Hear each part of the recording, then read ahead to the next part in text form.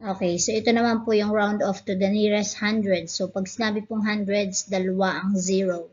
So pansinin natin ito, tigda dalawang zero lahat. So ito yung ating numbers to be rounded off. Tingnan muna kung ano yung number sa hundreds place. So ang number natin dito ay 5. Titingnan nyo ang katabi. So ang katabi ng 5 ay 2. So ito ay round down. Kapag round down, hindi mo to dadagdagan ng isa. So ang 5 ay 5 pa din.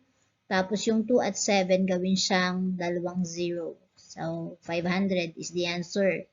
Ito, ano ang nasa hundreds place? We have 6. Anong katabi ng 6? 9. Kapag ang katabi ay 9, round up. So dadagdagan ng isa si rounding digit. 6 plus 1, kaya magiging 7. Tapos yung 9 at saka 2, gawin ulit zeros. 700. Tapos ito naman, apat na numbers, apat na digits, pero sabi, ira-round up lang sa 100. So itong 2 lamang ang ating titingnan. Kopyahin si 1 doon. Tapos yung 2, titingnan mo yung katabi sa kanan. Laging sa kanan ang tingin. Ang katabi ay 9, dadagdagan ng isa, si rounding digit. So 2 plus 1, kaya naging 3. At yung 9 at saka 2 gawing dalawang 0. So ang sagot ay 1,300.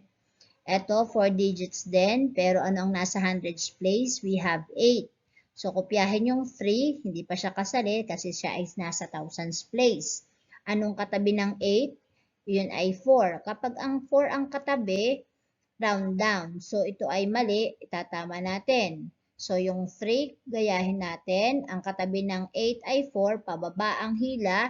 So, yung 8 walang dagdag, 8 pa rin. At yung 4 at 1, gawin natin yang dalawang 0. Okay?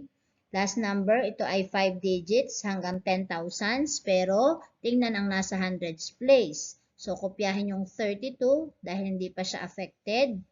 Yung 9, dadagdagan ba natin o hindi? Tingnan natin ang katabi. So, kapag ang katabi ay 1, walang dagdag dun sa 9. So, ang 9 ay 9 pa din. At yung 1 at 8, dalawang 0. So, tatandaan lamang, pag hundreds, dalawa ang zeros natin. Tapos, kapag ang katabi ng rounding digit na nasa hundreds ay 4, 3, 2, 1, 0, walang dagdag. Kapag 5, 6, 7, 8, 9 plus 1 sa rounding digit.